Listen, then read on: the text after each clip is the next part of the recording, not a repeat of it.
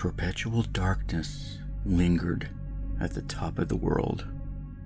Thick ice, frigid air, and snow covered the lifeless mountainscape. However, the endless night did not go unchallenged. A single source of light illuminated the sky and drove back the darkness. Nestled between two snow-covered mountains, a tiny cottage sat with puffy, billowing smoke rising from its chimney. Ignoring the fact that the nearest civilization was thousands of miles away, to the casual eye, the house was simply a warm and welcoming home. Still, one might ask themselves, what an odd thing to find in such a bleak place. How could such a thing come to be? Like most things in the North Pole, not everything is as it appears. The land was unforgiving and cruel. It could take your life away within minutes. Only a select number of creatures were given permission to live in this harsh and relentless wilderness. All others who entered the domain did it of their own accord, such as residents of this tiny little home. But these individuals were like no other, and with a little bit of magic at their disposal, they lived happy and joyful lives. At first glance, it would appear it was nothing more than a simple, ordinary home inhabited by an elderly couple who loved each other dearly. If this was your conclusion, you would only be partially right. In reality, a magical secret existed below. For the small house was much more than meets the eye. The little house was not just a home, but the tip of a mystical workshop hidden beneath the ice.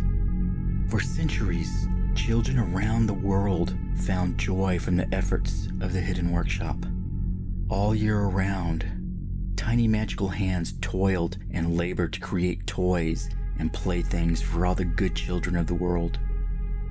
Elves, the last of the magical creatures from old, dwelt within its walls and used their mystical nature to create wondrous and joyful things for Christmas morning. 2 days after the winter solstice, the old man would put on his heavy coat and boots, take to the air, and deliver his Christmas joy to every last child. Like everything in the cosmos, there must be balance. For every night there must be a day. Every beginning has an end. And with every kind child, there is a naughty little boy or girl to be found. Far below the bright lights, singing, and happy elves, creating and building new and fantastic toys, there was another workshop. There, the warmth of the hearthstones could not reach. While the purpose of the upper workshop was to bring happiness, the other was dark and sterile. It too had a purpose. It was there, where the masses of cheap and easily broken toys were made. There was no love put into these objects. Never would a child's eye brighten with wonder and awe upon seeing these gifts on Christmas morning. In his wisdom, the old man knew that even a naughty child should not be forgotten during his time of goodwill. However, the old man was no fool and had no desire to waste his resources on such unsatisfying tasks. This responsibility was handed to the banished and exiled elves that inhabited the deepest bowels of that workshop. Those with selfish hearts and greedy desires. Stripped of their immortality, they wasted away in the dark with only trinkets and flimsy materials to pass the time.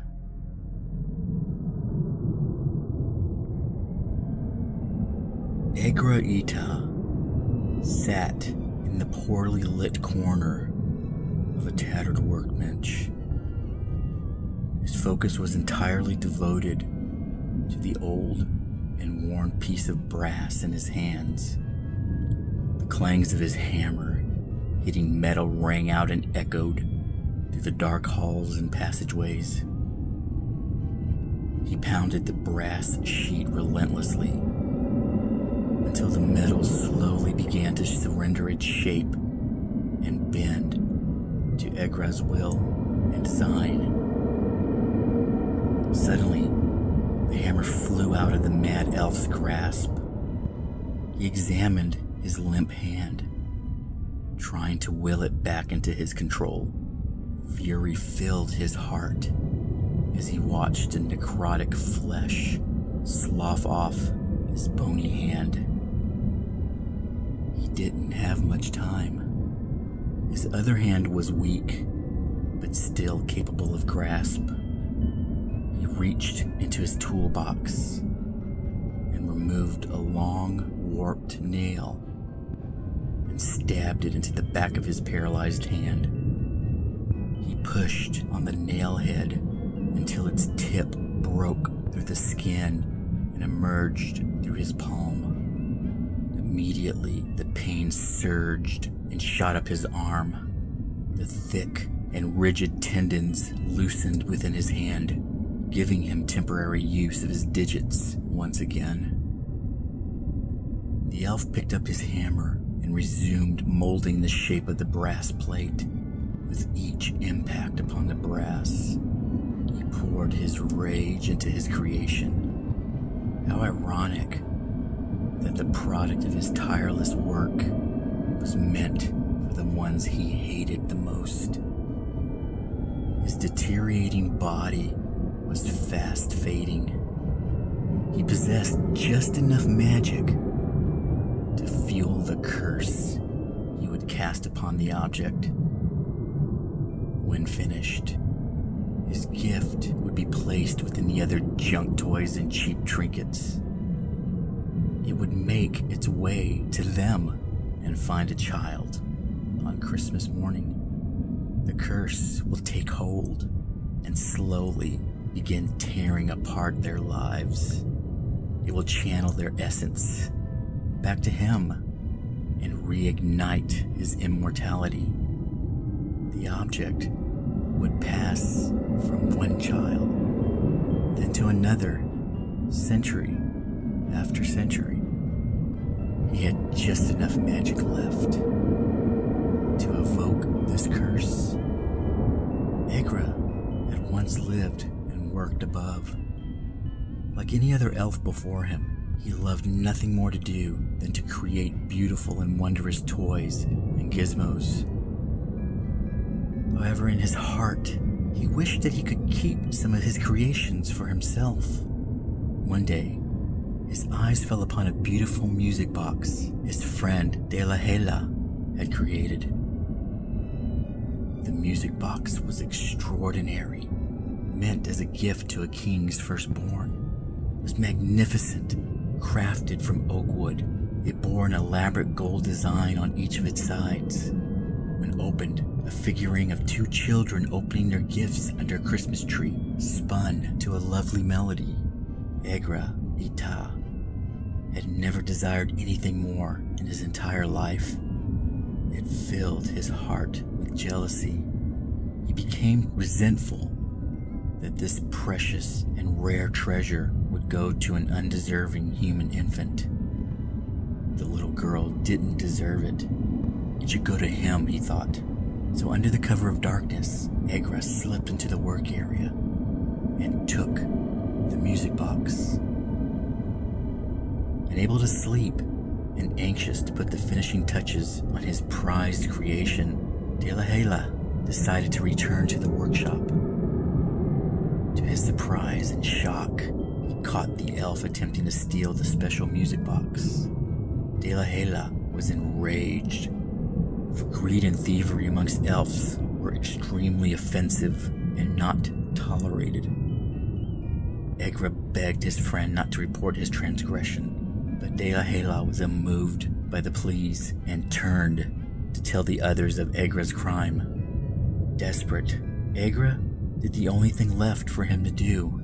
He grabbed a hammer and brought it down on his friend's head over and over again, until no more life remained in the broken body.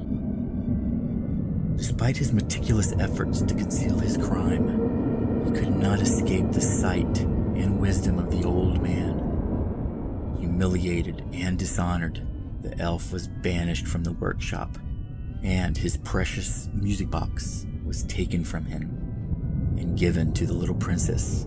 Stripped of his immortality, Killahawke1 was cast into the cold and dark corridors of the other workshop to spend his remaining days never to create a beautiful thing again. As the seasons passed, his hatred for all children grew and ate away at his sanity. He gritted his teeth knowing the children of man were given everything, and he had nothing. Hunched over his work, Killahawke feverishly worked to complete his masterpiece. He stared down at the anvil and hammered down on the brass. Each strike brought the faces of a child into his mind. It lives in warmth. The blunt hammer formed the metal into a hollow cylinder. It stuffs its face with sweets and treats. Stumpy legs were welded into the place. It gets everything it asks from Mummy and Daddy. A malformed head and crooked ears took shape. It gets anything. The brass surface was scrubbed of debris and grime. It gets everything. Small turquoise stones were glued onto the brass body. I hate it. When glimmering ruby stone was glued onto the left side of the figure's head. I hate A it. second red ruby was then fixed onto the right. I hate them all. In the glow of the fire, Killahawke held up the brass figurine. It was a disturbing representation of a rabbit. Its body was a lattice of crisscross brass strips, bejeweled with a pale blue turquoise stone at each intersection. Its head was malformed and gave the impression of a dead thing instead of a pleasant rabbit full of life. He placed the atrocious thing upon an open silver locket that contained a mirror on each of its hinged inner sides. With the rabbit figurine facing one of the mirrors, he carefully opened a vial that held a clear fluid.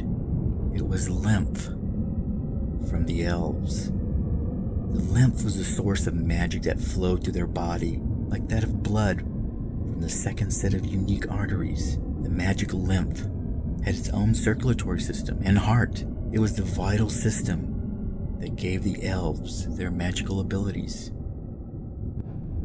Only a few tiny drops fell out of the vial.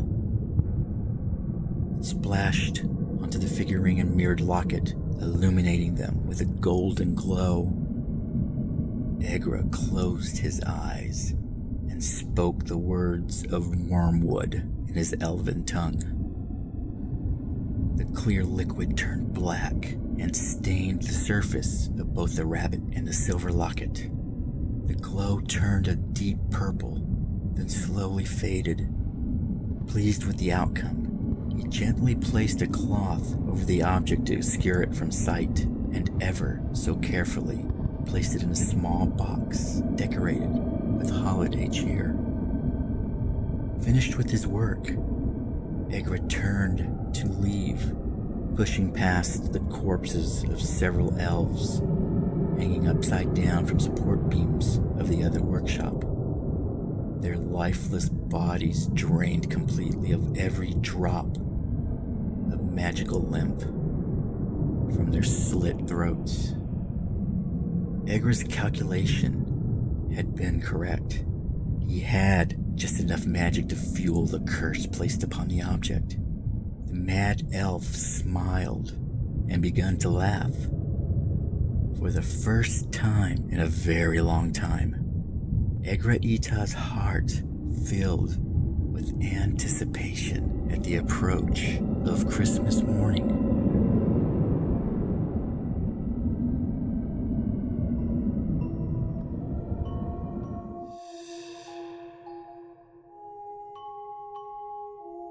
The little girl sat in a large pile of torn wrapping paper from the many gifts she found under the Christmas tree. On the morning of December 22nd, Gabby awoke earlier than anybody else. She went downstairs and glared at the many presents that continuously tempted her. It was as if they teased and mocked her every time she looked at the colorful and beautiful wrapping paper. She would receive such a terrible scolding from her parents, but she couldn't wait any longer. At first, it would only be one gift she opened. Then it became two, then another, then another.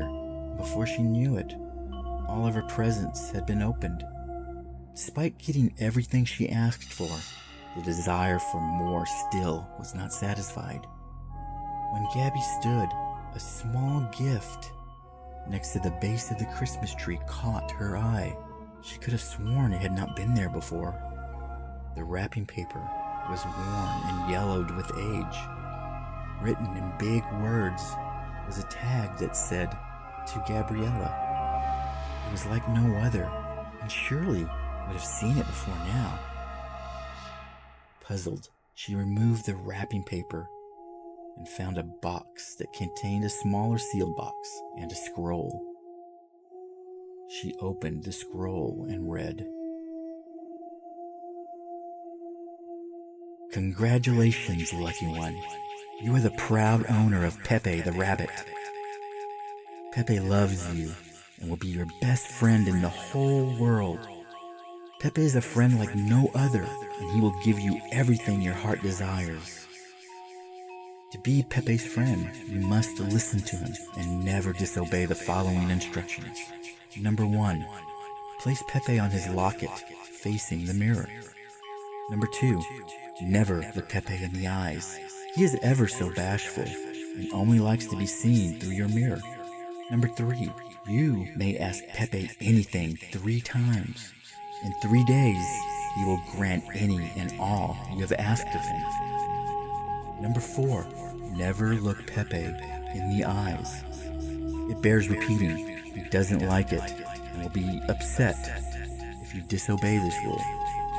Remember, lucky little boy or girl, Pepe loves you. He loves you more than anyone in the whole wide world. He will make sure that no one will hurt you ever again. And if you love Pepe, you will listen to him and do whatever he asks of you. Pepe loves you, and no one can ever come between you and him. Pepe loves you.